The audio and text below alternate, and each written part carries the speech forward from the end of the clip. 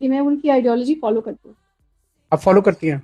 नहीं, आप कह रहे हो। नहीं, मैं ये नहीं कह रहा। आप मैं ये कह रहा हूँ you might be sympathetic because आप 4 बार गई हैं, you might be sympathetic to that ideology. Reason number 9 ma'am. Ma'am, एक लॉयर्स की बॉडी है अधिवक्ता परिषद। इट इज नॉट अ बार।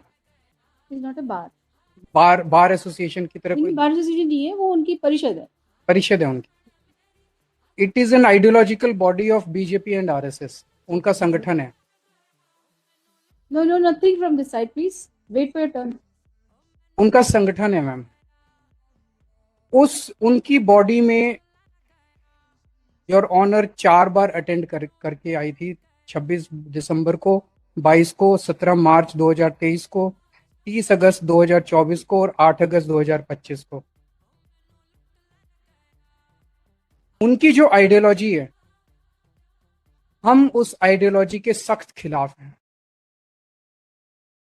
और खुल के खिलाफ हैं उस आइडियोलॉजी के। और ये केस पॉलिटिकल केस है मैम। और मैं आऊंगा, इनफैक्ट सुप्रीम कोर्ट ने अपने ऑब्जर्वेशन में बोला, सुप्रीम कोर्ट का पेज 117 मेरी रिक्यूजल एप्लीकेशन सुप्रीम कोर्ट का मैं वो लगा रहा हूं। In a functional democracy governed by the rule of law, perception matters like Caesar's wife and investigative agency must be above board.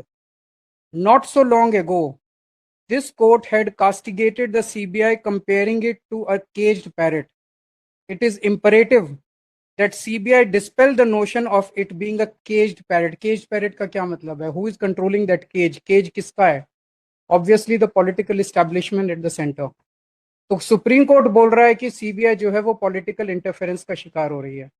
तो अगर सीबीआई पॉलिटिकल इंटरफेरेंस का शिकार हो रही है, and if this honourable if your honour has been attending the programmes of a particular ideology, तो एक मेरे मन में ये बायस ये पैदा होता है, there is a reasonable bias in the mind of this honourable court. कि मैं उनकी आइडियोलॉजी फॉलो करती हूँ। आप फॉलो करती हैं?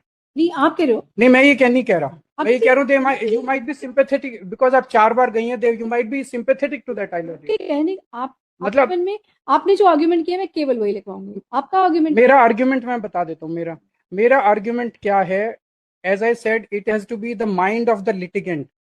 आपके 4 बार जाने से मेरे माइंड के अंदर ये इंप्रेशन पैदा होता है कि उस पर्टिकुलर आइडियोलॉजी के प्रोग्राम में 4 बार जाने से, चूंकि मैं ऑपोजिट आइडियोलॉजी का हूं, विल आई गेट जस्टिस।